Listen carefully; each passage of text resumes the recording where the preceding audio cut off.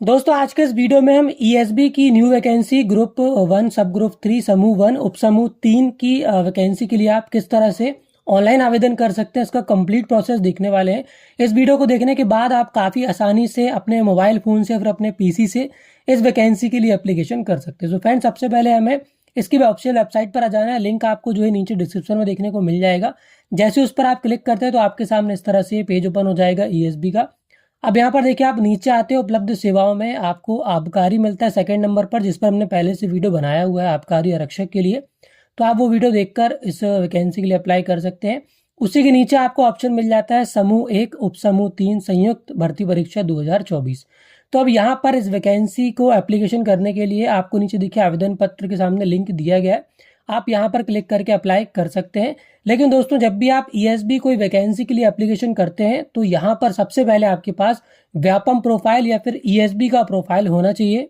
उसके बाद ही आप यहाँ पर किसी भी भर्ती के लिए आवेदन कर सकते हैं। सो फ्रेंड्स यहाँ पर इससे पहले हम आवेदन करें हमें प्रोफाइल बनाना होगा, और अगर आपका प्रोफाइल पहले से बना हुआ है तो आप इस पार्ट को स्किप करके डायरेक्टली यहाँ पर अप्लाई पार्ट देख सकते हैं। सो फ्रेंड्स यहाँ पर प्रोफाइल बनाने के लिए आपको ऊपर आना है। उपलब्ध सेवाओं के बाजू में आपको ऑप्शन दिया गया उम्मीदवार प्रोफाइलिंग, इस पर आप क्लिक करेंगे। उसके बाद देखिए नीचे यहाँ पर आपके सामने उम्मीदवार प्रोफाइलिंग में प्रोफाइल पंजीकरण फॉर्म संशोधन। तो यहाँ पर अगर आपका प्रोफाइल पहले से बना है तो आप उसमें संशोधन भी कर सकते हैं। मैं यहाँ पर आपको नया प्रोफाइल बनाकर दिखाने वाला हूँ। प्रोसेस लगभग सेम है। जो प्रोसेस मैं यहाँ पर नए के लिए आपको बताऊंगा वही प्रोसेस यहाँ पर करेक्शन में भी होता है। सो फ्रेंड्स यहाँ पर हम प्रोफाइल पंजीकरण फॉर्म वाले ऑप्शन में क्लिक करते हैं। देन यहाँ पर आपसे पूछ रहा है कि आपके पास पहले से प्रोफाइल आईडी है, तो यहाँ पर हम नहीं वाले ऑप्शन में क्लिक करेंगे। उसके बाद यहाँ पर आपको एक मोबाइल नंबर दे देना है, एक ईमेल आईडी डालकर कैप्चा कोड डालकर ओटीपी प्राप्त करे वाले ऑप्शन पर क्लिक करना है। उसके बाद आपके नंबर पर एक ओटीपी आ जाएगा, ओटीपी आपको डालकर ओटीपी सत्यापन करे वाले ऑप्शन पर क्लिक करना है। अब देखिए यहाँ पर अगर आपका प्रोफाइल पहले से बना होगा तो नीचे आपका एप्लीकेशन नंबर आ जाएगा, और अगर आप पहली बार बना रहे हैं तो यहाँ पर आपके सामने पंजीयन करने का ऑप्शन आएगा। तो सिंपली आपको पंजीयन करे वाले ऑप्शन पर क्लिक कर देना है। जैसे ही आप पंजीयन करने वाले ऑप्शन पर क्लिक करते हैं तो इसका जो एप्लीकेशन नंबर और जो पासवर्ड है वो आपके मोबाइल नंबर पर आपको भेज दिया जाएगा। उसके बाद हम आगे का प्रोसेस करेंगे। तो उसके लिए यहाँ पर हम वापस से होम पेज पर आएंगे, उम्मीदवार प्रोफाइलिंग में जाएंगे। अगेन यहाँ पर हमें प्रोफाइल पंजीकरण फॉर्म वाले ऑप्शन पर क्लिक कर देना है। लेकिन अब इस बार यहाँ पर ये पूछ रहा है कि आपके पास पहले से प्रोफाइल आईडी है, तो यहाँ पर अब आपको हाँ करना है। और जो एप्लीकेशन नंबर है, जो पासवर्ड आपके पास आया है, वो एप्लीकेशन नंबर पासवर्ड डालकर कैप्चा कोड डालकर लॉगिन के ऑप्शन पर क्लिक करना है। लॉगिन करने के बाद अब यहाँ पर आपको अपना ईकेवाईसी कंप्लीट करना होगा। तो उसके लिए देखिए आपके सामने ऑप्शन है कि आपके पास आधार क्रमांक है, यहाँ पर आप हाँ पर क्लिक करेंगे। देन यहाँ पर आपको विकल्प का चयन करना है, आप ईकेवाईसी ओटीपी के द्वारा करना चाहते हैं फिर बायोमेट्रिक के द्वारा करना चाहते हैं। तो यहाँ पर अगर आपके आधार कार्ड में मोबाइल नंबर लिंक है तो यहाँ पर आप ईकेवाईसी ओटीपी के द्वारा ऑप्शन पर क्लिक करेंगे। उसके बाद यहाँ पर आप आगे बढ़ाएं वाले ऑप्शन पर क्लिक करेंगे। उसके बाद नीचे यहाँ पर देखिए आपके सामने आधार क्रमांक आपसे पूछेगा, तो यहाँ पर आपको अपना आधार क्रमांक डाल देना है। देन यहाँ पर आपको चेकबॉक्स पर टिक करना है। उसके बाद नीचे आपको कैप्चा कोड दिया गया है, कैप्चा कोड एंटर करके जनरेट ई केवाईसी ओटीपी वाले ऑप्शन पर आप क्लिक करेंगे। उसके बाद आपके आधार कार्ड से रजिस्टर्ड मोबाइल नंबर पर आपको एक ओटीपी सेंड किया जाएगा। वो ओटीपी यहाँ पर एंटर करके नीचे चेकबॉक्स पर टिक करके गेट डिटेल्स वाले ऑप्शन पर क्लिक करना है। उसके बाद दोस्तों यहाँ पर आपका जो एप्लीकेशन फॉर्म है, रजिस्ट्रेशन फॉर्म है, वो ओपन हो जाएगा। अब यहाँ पर आपको अपनी पूरी जानकारी फिल करना है, जैसे कि मैंने फिल करके रखी हुई है। सबसे पहले आपको व्यक्तिगत विवरण में आवेदक का नाम, अपना नाम डालना है, केवल फर्स्ट नेम आपको डालना है। उसके बाद उपनाम अगर आपका सरनेम है तो यहाँ पर आप डालेंगे, नहीं है तो यहाँ पर आप NA यानी कि नॉट एप्लीकेबल लिख सकते हैं। उसके बाद पिता का नाम आपको डालना है जैसा कि आपकी मार्कशीट में दिया हुआ है। उसके बाद आपको अपनी माता का नाम डालना है, अपना डेट ऑफ बर्थ डालना है। यहाँ पर क्लिक करेंगे आप तो कैलेंडर ओपन हो जाएगा। यहाँ पर आप अपना डेट ऑफ बर्थ सेलेक्ट कर सकते हैं। उसके बाद और नीचे आप आएंगे तो यहाँ पर आपसे पूछ रहा है कि आप मध्य प्रदेश के मूल निवासी हैं, क्या आप मध्य प्रदेश के स्थायी निवासी हैं, तो यहाँ पर हैं तो हाँ पर क्लिक करेंगे। उसके बाद अपना जेंडर सेलेक्ट करेंगे, पुरुष महिला। उसके बाद अपनी श्रेणी यानी कैटेगरी ST SC OBC जो भी आप हैं उस पर आप टिक करेंगे। उसके बाद पूछ रहा है क्या आप EWS कैटेगरी में आते हैं तो हाँ करेंगे। उसकी इन्फॉर्मेशन फिल करेंगे। उसके बाद आपसे पूछ रहा है आपका हाईएस्ट क्वालिफिकेशन, तो यहाँ पर आपने क्या कर रखा है, 10th है, 12th है, डिप्लोमा है, ITI है, इंजीनियरिंग स्नातक जो भी है वो यहाँ पर आप सेलेक्ट करेंगे। निवास का स्थान आपका ग्रामीण है, शहरी, वो सेलेक्ट करेंगे। उसके बाद अगर आपको किसी तरह की डिसेबिलिटी है जो कि 40% से ज्यादा है तो उसकी इन्फॉर्मेशन यहाँ पर आप फिल करेंगे, हाँ पर टिक करेंगे। किस तरह की विकलांगता है उसकी जानकारी डालेंगे। अगर नहीं है तो सिंपली यहाँ पर आपको नहीं वाले ऑप्शन पर क्लिक कर देना है।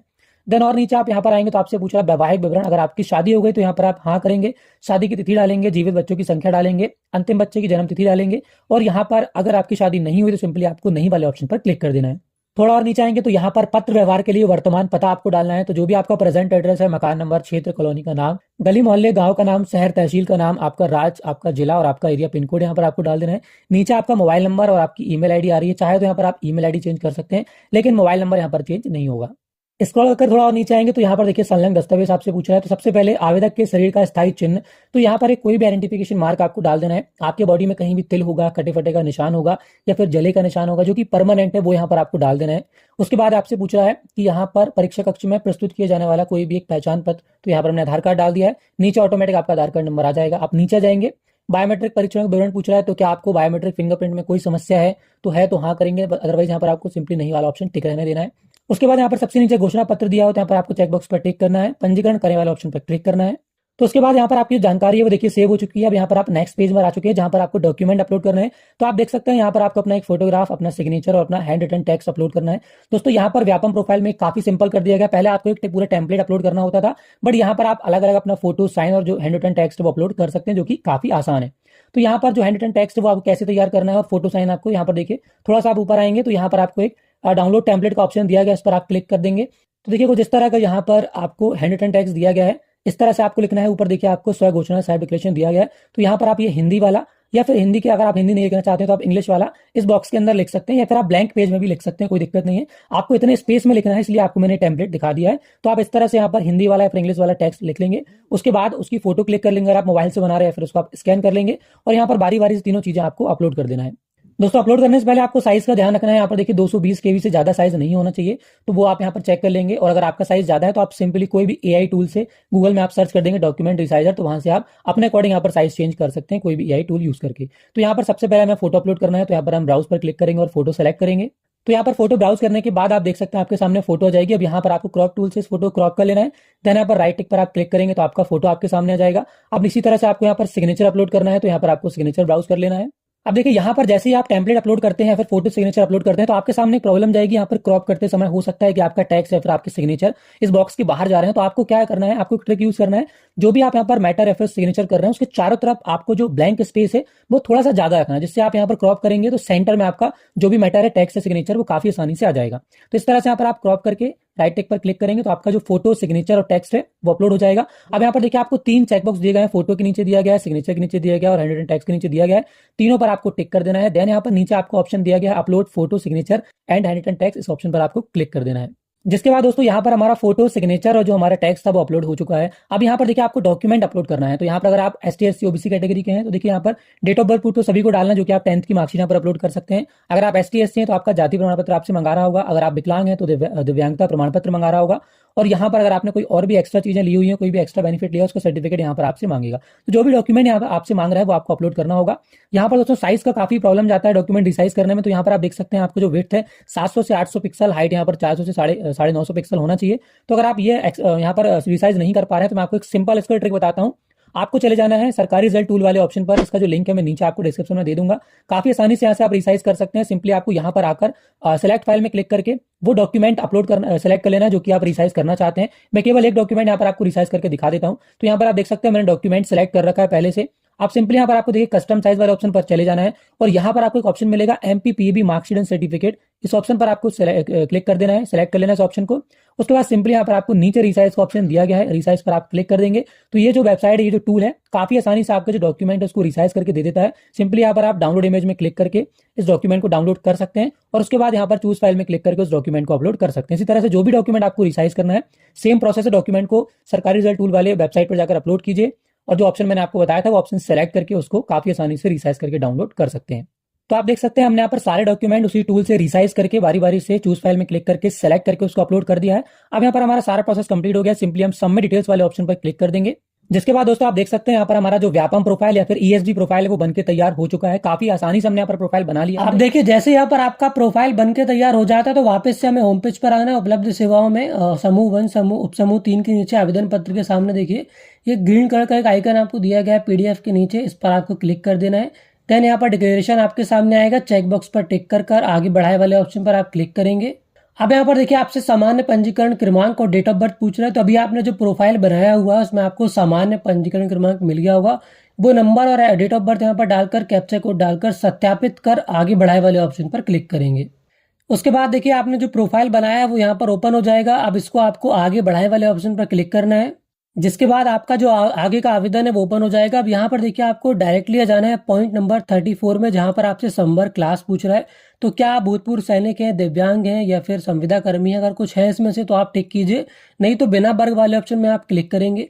उसके बाद आप नीचे जाएंगे। अब यहाँ पर देखिए मध्य प्रदेश के स्थायी निवासियों के लिए आयु में अगर आपको छूट चाहिए तो कुछ स्पेशल कैटेगरीज यहाँ पर दी गई हैं, इसको आपको बारी बारी से पढ़ लेना है। अगर आप इसमें आते हैं तो यस करके यहाँ पर आप आयु में छूट ले सकते हैं। जैसे कि सबसे पहले आपसे पूछ रहा है क्या आप शासकीय विभागों, निगमों, मंडलों में स्वशासी निकायों होमगार्ड हैं? अगर हैं तो हाँ करेंगे, नहीं तो नहीं वाले ऑप्शन में क्लिक करेंगे। क्या आप राष्ट्रीय छात्र सेना में पूर्णकालिक कैडेट अनुदेशक के रूप में भर्ती किए गए हैं? अगर हाँ तो हाँ, नहीं तो यहाँ पर नहीं वाला ऑप्शन में क्लिक करेंगे। क्या आप छटनीशुदा कर्मचारी हैं? यहाँ पर आप सेलेक्ट करेंगे। उसके बाद ये आपसे पूछ रहा है क्या आपको विक्रम पुरस्कार से सम्मानित किया गया है? अगर किया गया है तो हाँ, अदरवाइज यहाँ पर भी नहीं। उसके अलावा नीचे कुछ और कैटेगरीज दी गई है पॉइंट नंबर 44 में। तो यहाँ पर अगर आप इसमें से किसी भी कैटेगरी में आते हैं, 1 से लेकर 10 तक ये पॉइंट दिए हैं, तो यस करेंगे, अदरवाइज यहाँ पर नहीं वाले ऑप्शन में क्लिक करेंगे और नीचे आ जाएंगे। अब यहाँ पर आपको देखिए click here to select preference वाला ऑप्शन दिया गया, इस पर आपको क्लिक करना है। अब यहाँ पर देखिए आपको पदों की जो प्राथमिकता है वो आपको देना होगा। तो यहाँ पर अलग अलग 22 आपको पद देखने को मिल जाएंगे। आप नीचे स्क्रॉल कर आएंगे तो यहाँ पर आपको सामने देखिए 22 ऑप्शन आ रहे होंगे। अब इसमें से आपको प्राथमिकता देना है, पहले कौन सा पद आप डालना चाहते हैं, किस किस के लिए आप एलिजिबल है। तो यहाँ पर मैं आपको एक सबसे पहले बता दूं कि इसका जो पीडीएफ है वो आपको रीड कर लेना है। यहाँ पर इसका जो नोटिफिकेशन है इसमें आपको अलग अलग पद के अनुसार कितना क्या क्वालिफिकेशन है वो आपको दिया गया है। इसका लिंक मैं नीचे दे दूंगा, तो एक बार आप इसको जरूर से रीड कर लें। उसके बाद यहाँ पर पोस्ट प्रेफरेंसेस आपको देना है। उसके अलावा यहाँ पर भी पोस्ट के सामने आपको देखिए जैसे कि यहाँ पर प्रबंधक सामान्य दिया हुआ है, सामान्य के अलावा यहाँ पर बैकलॉग के लिए भी भर्ती है। तो यहाँ पर देखिए प्रबंधक सामान्य दिया गया है। अब यहाँ पर उसके लिए शैक्षणिक एवं अन्य अर्हताएं कितनी है तो यहाँ पर आप पढ़ सकते हैं। जैसे कि यहाँ पर न्यूनतम 60% अंकों से MBA, MCOM, MSc एवं UGC द्वारा मान्यता प्राप्त विश्वविद्यालय से 1 वर्षीय डिप्लोमा अनिवार्य है। इस तरह से यहाँ पर आप पोस्ट के सामने उसका क्वालिफिकेशन चेक कर सकते हो और पोस्ट प्रीफरेंस दे सकते हैं। अब जैसे फॉर एग्जांपल हमें फर्स्ट वाला पोस्ट डालना है तो यहाँ पर हम हाँ पर क्लिक करेंगे, पोस्ट कोड सेलेक्ट करेंगे तो यहाँ पर देखिए राइट हैंड साइड वो पोस्ट हमारी आ जाएगी। अब यहाँ पर आप 1 से ज़्यादा पद के लिए अगर पात्रता रखते हैं, एलिजिबल हैं, तो आप 1 से ज़्यादा पद भी चयन कर सकते हैं। जैसे कि यहाँ पर हम सेकंड के लिए एलिजिबल है तो यहाँ पर हाँ करेंगे और सेकंड कोड यहाँ पर सेलेक्ट करेंगे। अब यहाँ पर अगर हमें 2 ही पद डालना है तो हम 2 पद डालकर इसको छोड़ देंगे। उसके बाद यहाँ पर आप नीचे आ जाएंगे। आप चाहें तो यहाँ पर 2 से ज़्यादा भी पद का चयन कर सकते हैं। देन यहाँ पर आप नीचे आएंगे, पॉइंट नंबर 45 में आपसे पूछ रहा है क्या आपके पास मध्य प्रदेश राज्य के रोजगार कार्यालय में जीवित पंजीयन है, जो कि अनिवार्य है, आपके पास होना चाहिए। तो यहाँ पर आप हाँ वाले ऑप्शन में क्लिक करेंगे। अगर आपके पास पंजीयन नहीं है तो आप पंजीयन कर सकते हो। उस पर मैंने पहले से एक वीडियो बनाया हुआ है, लिंक आपको नीचे डिस्क्रिप्शन में दिया गया है, जाकर आप देख सकते हो और काफ़ी आसानी से अपना रोजगार पंजीयन जनरेट कर सकते हैं। तो यहाँ पर आपको अपना पंजीकरण क्रमांक डालना है, पंजीयन की डेट डालना है और किस जिले से आपने पंजीयन किया है वो जिले का चयन यहाँ पर आपको कर लेना है। उसके बाद देखिए यहाँ पर पूछ रहा है क्या आप जो पोस्ट आप सेलेक्ट कर रहे हैं उसके लिए शैक्षणिक अर्हता आप रखते हैं, तो यहाँ पर आप रखते हैं तो हाँ पर क्लिक करेंगे। देन यहाँ पर पूछ रहा है कि आपके पास समग्र आईडी है, तो यहाँ पर हाँ डालेंगे। उसके बाद यहाँ राइट हैंड साइड आपको समग्र आईडी एंटर करना है। देन आपको नीचे जाना है। सबसे लास्ट में आपसे एग्जाम सेंटर पूछ रहा है, तो आपको 4 अलग अलग एग्जाम सेंटर डालना है। तो प्राथमिकता क्रम 1 में कोई भी एक यहाँ पर एग्जाम सेंटर आप सेलेक्ट कर लेंगे। उसके बाद प्राथमिकता क्रम 2 में यहाँ पर देखिए आपको जो भी ऑप्शन आपको लगता है आसपास आपके है वो यहाँ से आप सेलेक्ट करेंगे। इस तरह दोस्तों यहाँ पर आपको अलग अलग 4 आपको जो एग्जाम सेंटर है वो यहाँ पर सेलेक्ट कर लेने हैं। उसके बाद आप नीचे जाएंगे, यहाँ पर आपको घोषणा पत्र में चेक बॉक्स पर टिक करके आगे बढ़ाए वाले ऑप्शन पर क्लिक करना है। अब यहाँ पर देखिए आपका जो एप्लीकेशन है वो सबमिट हो चुका है, बट यहाँ पर इसका जो पेमेंट है अभी नहीं हुआ। तो यहाँ पर आप देख सकते हैं पेमेंट डिटेल्स आपको शो कर रहा है। यहाँ पर हमने ओबीसी कैटेगरी से अप्लाई किया है तो 250 रुपये यहाँ पर फीस है, 60 रुपये पोर्टल शुल्क है। तो कुल यहाँ पर जो फीस है 310 रुपये यहाँ पर हमारी कटने वाली है। अगर आप जनरल कैटेगरी से अप्लाई कर रहे होंगे तो आपकी फीस यहाँ पर 500 रुपये और 60 रुपये पोर्टल शुल्क, तो यहाँ पर आपको 560 रुपीज़ पे करना होगा जनरल कैटेगरी में। उसके अलावा ST SC OBC में यहाँ पर आपको 310 रुपये ही पेमेंट करना है। तो पेमेंट करने के लिए आपको स्क्रॉल करके सबसे नीचे आ जाना है, जहाँ पर आपको देखिए प्रिंट और प्रोसीड टू पेमेंट वाले ऑप्शन मिलेगा। तो यहाँ पर सबसे पहले आपको प्रिंट बटन पर क्लिक करना होगा। आप इसको चाहें तो सेव करके रख सकते हैं। बिना प्रिंट वाले बटन में क्लिक किए आप इसका जो पेमेंट है वो नहीं कर पाएंगे। अब यहाँ पर प्रिंट बटन में क्लिक करने के बाद आप प्रोसीड टू पेमेंट का ऑप्शन आपको दिख रहा है, इस पर आप क्लिक करेंगे। उसके बाद यहाँ पर आप देख सकते हैं आपके सामने पेमेंट ऑप्शन आ जाएगा, net banking, debit card, credit card या फिर UPI। तो यहाँ पर आप किसी भी माध्यम से इसका जो पेमेंट है वो कंप्लीट कर सकते हैं। अगर आपको पेमेंट करने में कोई प्रॉब्लम जा रही है क्योंकि यहाँ पर यूपीआई पेमेंट वगैरह कई बार फेल हो जाती है तो यहाँ पर आपका फॉर्म सबमिट नहीं हो पाता है, तो नीचे डिस्क्रिप्शन में मैंने आपको अपना नंबर दे दिया, उस पर आप मैसेज करके अपना पेमेंट करा सकते हैं। जो भी यहाँ पर आपका पेमेंट अमाउंट होगा उतना ही अमाउंट आपको पे करना होगा। सो फ्रेंड्स, आई होप यहाँ पर ग्रुप 1 और सब ग्रुप 3 वैकेंसी के लिए आप किस तरह से अप्लाई कर सकते हैं इसका कंप्लीट प्रोसेस आपको समझ में आ गया होगा। फिर अगर कोई डाउट हो तो आप मुझे कमेंट करके पूछ सकते हैं। वीडियो अगर आपको पसंद आया, इन्फॉर्मेटिव लगा तो वीडियो को लाइक करना मत भूलेगा, और आगे भी अगर ऐसे कंटेंट देखना चाहते हो चैनल को सब्सक्राइब करके बेल आइकन को प्रेस कर लीजिए।